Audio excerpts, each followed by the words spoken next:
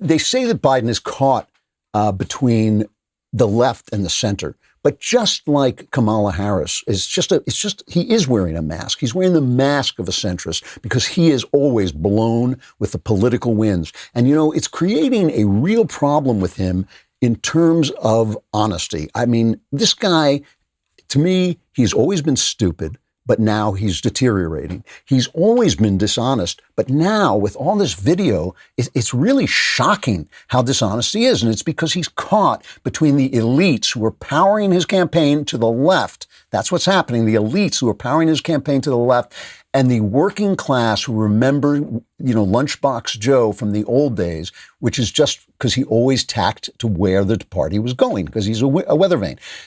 Here he is talking in one of his completely unattended, rallies about fracking because he was caught during the last debate saying he would get rid of fracking. So here he is in Pennsylvania, where fracking is a big deal. It's over 500,000 jobs at least. I think it's close to 600,000, saying, "Oh no, I'm never going to touch fracking." Cut 7. Look, let me be clear. Also, I'm not banning fracking in Pennsylvania or anywhere else, and I'm going to protect Pennsylvania jobs, period. No matter how many times Donald Trump lies, he's never delivered on his promise for a big infrastructure plan. He told you in 17, I've got an infrastructure plan coming. And then 18, 19, and 20. He hadn't done a thing. So Donald Trump lies. He just said, I'm not banning fracking in Pennsylvania or anywhere else. Now, remember the debate where he said, if you've got video of me saying I'll ban fracking, bring it on. Well, Trump has now got this ad coming on when he includes that point. It's cut 8. I never said I oppose fracking. You said it on tape. I did. Show the tape. Put it on your website. I'll put it on. Would there be any place for fossil fuels, including coal and fracking, in a Biden administration? No, we would work it out. We would make sure it's eliminated. What about, say, stopping fracking and stopping pipeline infrastructure? Exactly. No new fracking. You got to transition away from it. Look, you're going to ban fracking all across America right now, right? I would love to. Yeah, I'd love to, too. I'd love to make sure we can't use any oil or gas, period. The look in my eyes.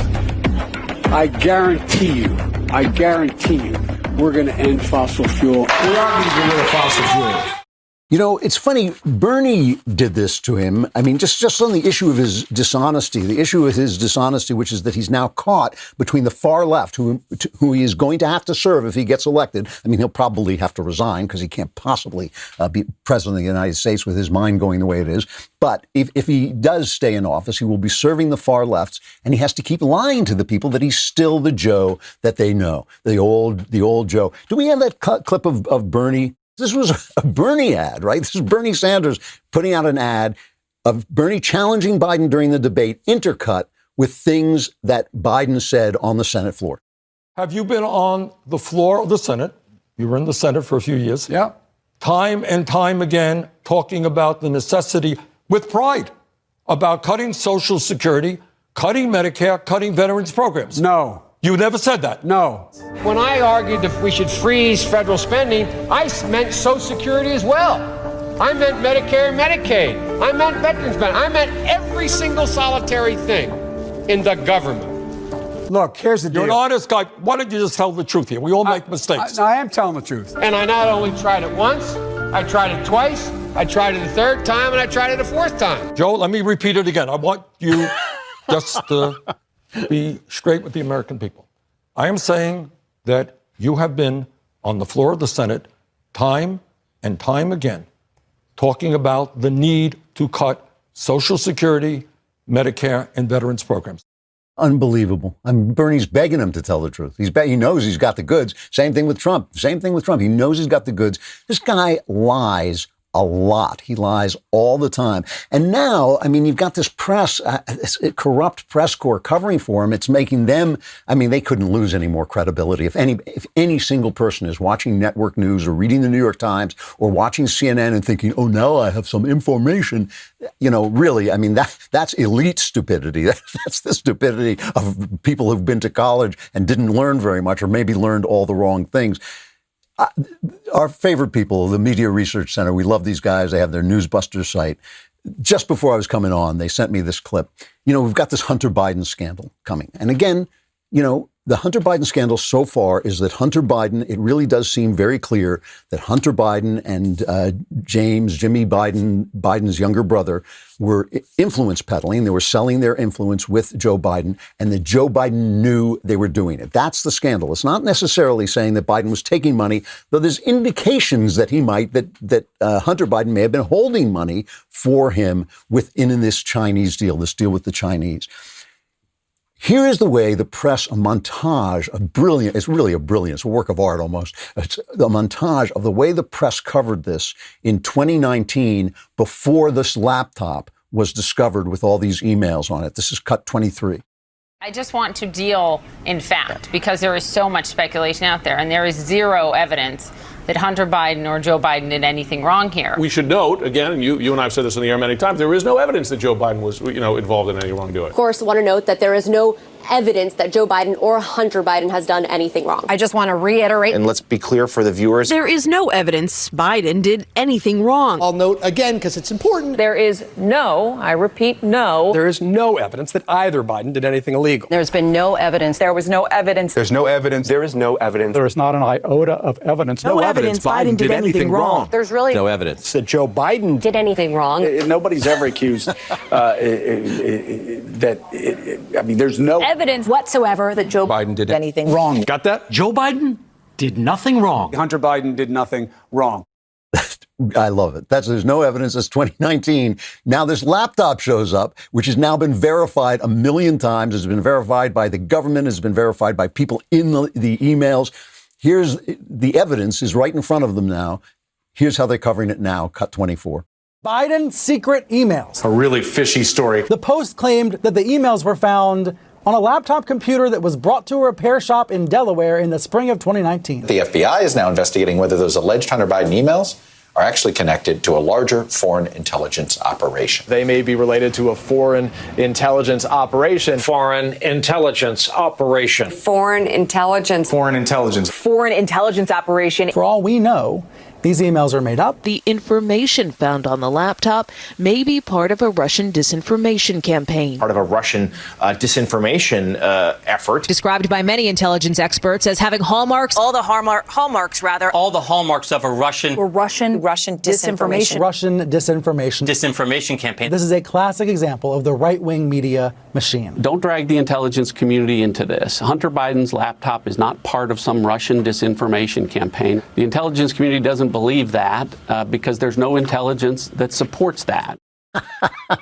There's no evidence, and if there is evidence, we don't see the evidence. It's like Admiral Nelson when he didn't want to take orders from the signal ship, from his bosses on the signal ship. He used to raise his telescope to his missing eye, and he would put the telescope to his missing eye and say, "I don't see the signal. I don't see the signal."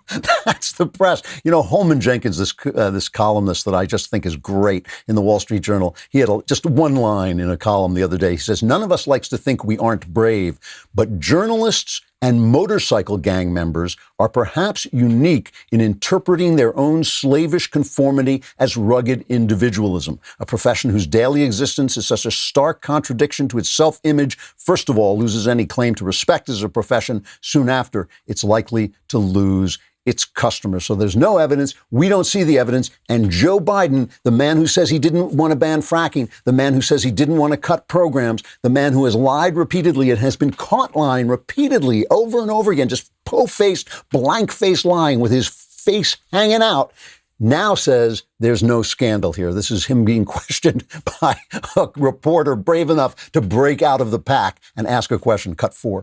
Questions of controversy continues today about Hunter Biden, your son's... There is no controversy about my son. It's all a lie. It's a flat lie because the president has nothing else to run on. If you notice, while American people are talking about what's happening to their families, he has no plan. In the debate, he has no plan. Everything from the Wall Street Journal over every other major news outlet has said what he's saying is simply not true about my son. But it's classic Trump. Classic Trump. And because he doesn't want to talk about how manufacturing has gone into recession, how our economy's in a hole, how we're approaching a bleak winter. It's estimated 200,000 more people will die of COVID. They can't see. He's telling them it's not there. Chuck Schumer's writing to the FBI saying, don't investigate this. Don't investigate this. And meanwhile, you know what else they can't see? They can't see you. They can't see the people. Byron New York, right, in the writing in the Washington Examiner, is covering a Trump rally. And he says, I can't believe, he quotes a woman saying, I can't believe there aren't any news people here. She's standing in Pennsylvania among hundreds of cars and pickup trucks idling in long parallel lines in a vast big box store parking lot Saturday, waiting to join the Interstate 70 Trump train. Indeed, although there were carloads of Trump supporters as far as one could see, and many more on the way from Ohio and West Virginia, and this enormous political event was happening less than 2 weeks before the presidential election, as far as I could tell, I was the only news person there. It was the biggest political rally no one saw. And gatherings like it have been happening for months in some of the places President Trump needs most to win if he is to be reelected. This is what's happening right now. And Rasmussen has Trump ahead in the polls right now. Meanwhile, here is Joe Biden saying why he has to win. There's cut 2.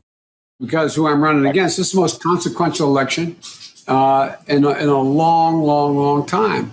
And the character of the country, in my view, is literally on the ballot. What kind of country we're going to be?